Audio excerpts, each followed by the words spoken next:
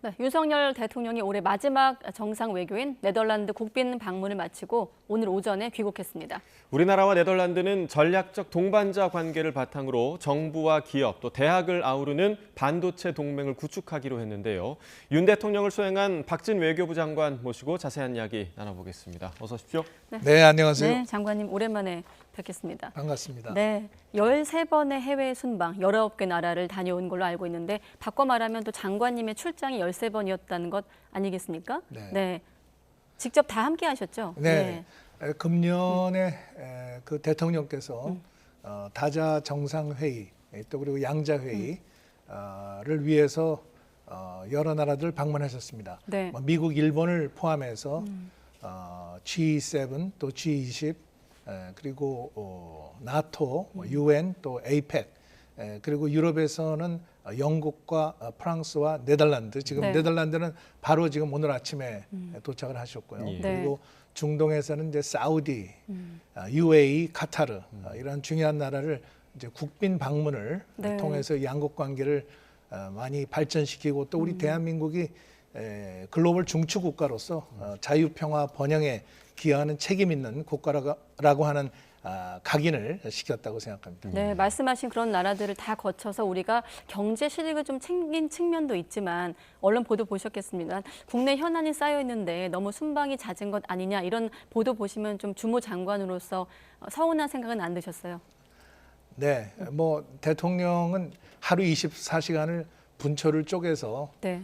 쓰시는 그런 분이기 때문에 외교를 하면서도 역시 뭐 국내 정치나 경제 여기에 신경을 안 쓸 수가 없죠. 네. 다만 지금은 이제 국내와 또 국외가 서로 절연된 것이 아니고 우리가 경제를 발전시키기 위해서는 세일즈 외교를 해야 되고 네. 또 그러한 그 세일즈 외교를 통해서 또 국내 경제가 발전을 하고 정치가 안정이 되고 하는 이런 그 선순환을 만들 수 있기 때문에 그러한 차원에서 외교가 앞으로도 더욱 중요해질 것으로 생각을 합니다. 네. 자, 이번 네덜란드 국빈 방문 오늘 아침에 이제 도착을 하셔서 좀 피곤한 상태이실 텐데 윤 대통령이 우리 정상 최초로 네덜란드를 국빈 방문을 했습니다. 그 의미를 좀 짚어주시죠. 네, 수교 이래 최초의 네덜란드 국빈 방문입니다. 예. 네덜란드는 그동안에 우리하고 아주 좋은 우방의 관계였습니다. 그리고 6.25 때는 5,200명 이상의 네덜란드 군인들이 우리나라에 와서 피를 흘리고 한국의 자유와 또 평화를 위해서 희생을 했습니다. 네. 보통 네덜란드 하면은 풍차, 튤립, 또 히딩크 감독 이렇게 연상을 하시는데 실제로 네덜란드는 대단히 저력이 있는 나라입니다. 세계의 무역 규모가 거의 4강 수준입니다. 그리고 농업 생산량이 미국에 이어서 2위의 수준에 있고 특히 이번에 저희가 네덜란드와 반도체 동맹을 맺었습니다. 반도체를 만드는 노광 장비를 만드는 회사를 네덜란드가 가지고 있습니다. 그래서 세계의 많은 반도체 유수 기업들이 이 극자외선 노광 장비를 구입하기 위해서 ASML이라고 하는 회사와 이제 상담을 하고 있는데 이번에 우리 대통령께서 직접 벨트호벤이라는 그 인구 5만 정도 되는 도시에 있는 ASML 본사를 직접 방문해서 클린룸을 들어가서 보시고 앞으로 한국과 또 ASML 네덜란드가 동맹으로서 반도체 협력을 획기적으로 발전시켜 나가자 하는데 합의를 했습니다. 예. 자, 이번에 그 윤석열 대통령 네덜란드 국빈 방문으로 또 이제 새롭게 알게 된 사실, 첫 국산차 포니가 네덜란드와 이게 인연이 있다라는 거를 처음으로 알게 됐는데 이 국산차 포니로 시작된 한국과 네덜란드의 협력이 반도체로 이어져야 한다. 그렇게 대통령이 이야기를 했습니다. 이 부분 좀 직접 들어보시고 계속해서 이야기 나눠보겠습니다. 네. 1979년 한국의 첫 국산 자동차인 포니가 유럽 시장의 문을 처음으로 두드린 곳이 바로 이곳 암스테르담입니다. 앞으로 양국 간 협력이 더욱 활성화되기 위해서는 반도체 분야의 전략적 연대를 더욱 공고히 다져야 합니다.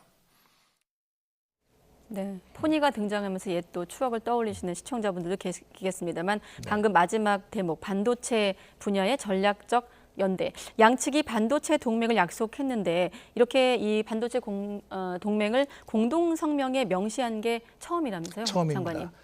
또 동맹이라는 표현을 이렇게 못을 박아서 발표한 것도 처음입니다. 네. 아까 말씀드린 대로 네덜란드는 반도체를 만드는 장비를 만드는 회사고 우리는 반도체 자체를 생산하는 회사이기 때문에 아주 상호 보완적입니다. 그리고 네.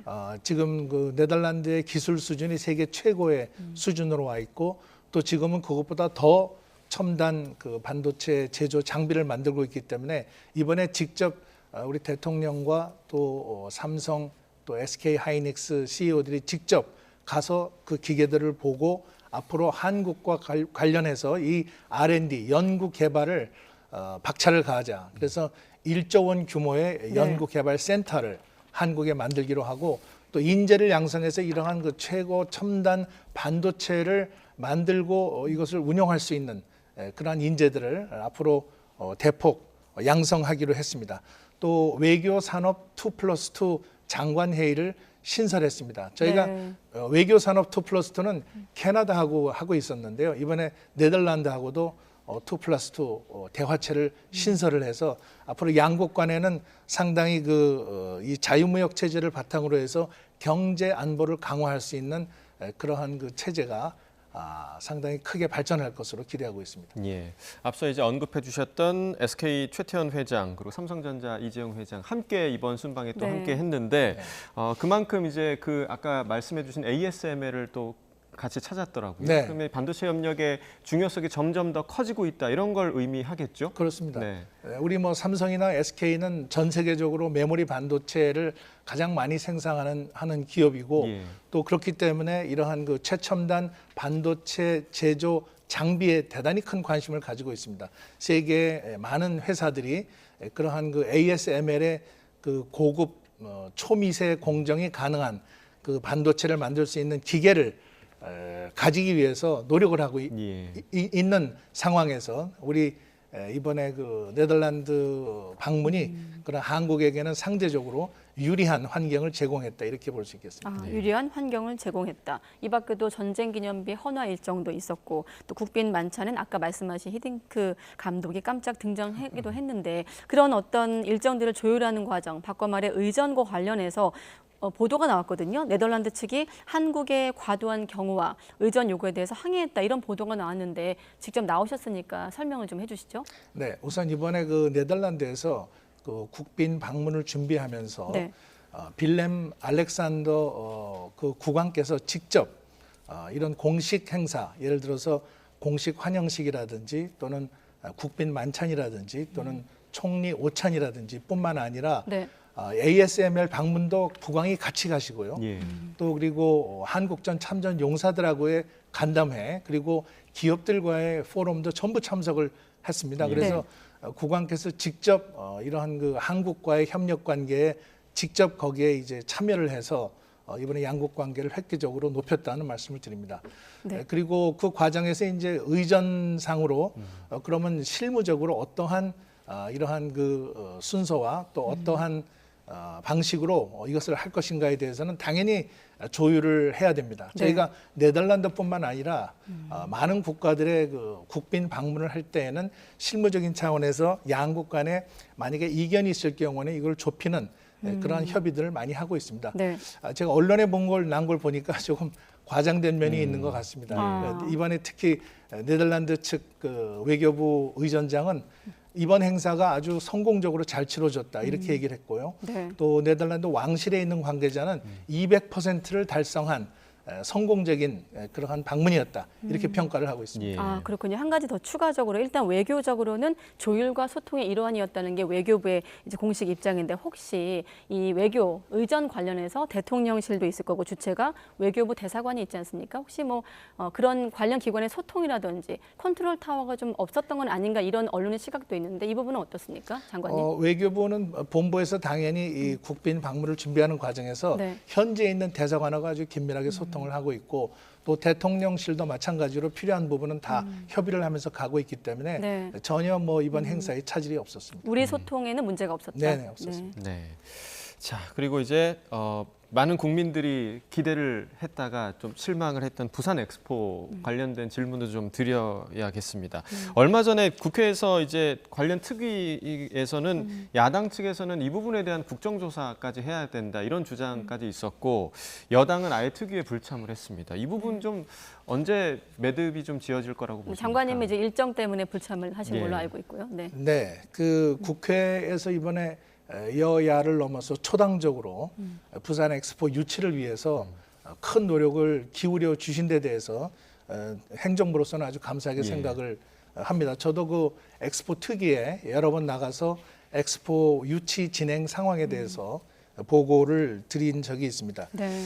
우선 그동안의 정부, 기업 또 이렇게 국회가 부산 시민뿐만 아니라 전 국민의 성원을 받으면서 한 마음으로 마지막까지 총력 교섭을 했음에도 불구하고 좋은 결과를 얻지 못한 것에 대해서는 참 애석하고 안타깝게 생각을 합니다.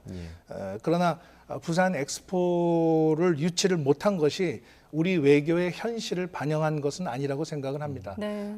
이번 그 유치 활동을 통해서 실도 있지만 득도 있다고 생각합니다. 예를 들면 우리의 그 외교망을 확충했다든지 또 공급망을 강화했다든지 또 한국의 위상이 올라갔다든지 이런 부분이 있기 때문에 이러한 것들을 저희들이 그 글로벌 복합 시대에 앞으로 우리 국익을 위해서 큰 힘을 발휘할 수 있는 발판을 마련했다고 이렇게 보고 있습니다.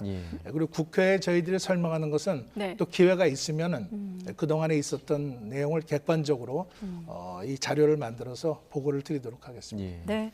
자, 연말이기도 하고 또 해외 순방도 끝마치셨기 때문에 이제 이번에는 외교 현안들을 질문 드릴 텐데 일단 큰 틀에서 올해 우리 외교를 좀 정리해 본다면 한미일 관계 결속에 좀 집중해 보이거든요. 네. 그러면서 이제 한중 관계는 여전히 부담이고 또 한 가지 북러 군사 협력은 또 새로운 고민거리일 텐데 새해를 앞둔 시점 우리 외교 내년의 과제를 좀 꼽는다면 어떤 부분이 최우선이라고 보십니까? 네, 말씀하신 대로 금년에 3월에 이제 대법원 강제징용 그 해법을 일본에 저희가 제의를 하고 또 한일 간의 신뢰가 증진되면서 셔틀 외교가 복원이 됐습니다. 네. 그래서 G7 그 회의 지난 5월에 이제 히로시마에서 있었습니다만은 거기에 우리 대통령이 참여를 하시고 또 일본 기시다 총리가 한국을 방문하고 하는 셔틀 외교를 통해서 양국이 이제 미래지향적인 파트너십을 만들어가자 이렇게 지금 양쪽이 노력을 하고 있습니다. 또 미국과는 국빈 방문을 4월에 했습니다. 그래서 네.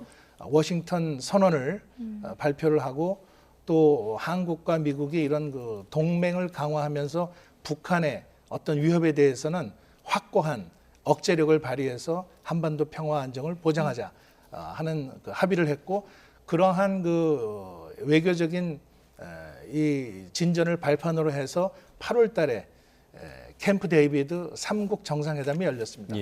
이렇게 단독으로 네. 세 정상이 만난 것은 처음입니다. 그래서 한미일 간의 기본적인 우리 가치를 민주주의, 그다음에 시장 경제, 그리고 인권, 법치 이런 그 핵심 가치를 공유하는 나라들끼리 네. 이러한 협력을 제도화시켰다 이렇게 볼 수 있겠습니다.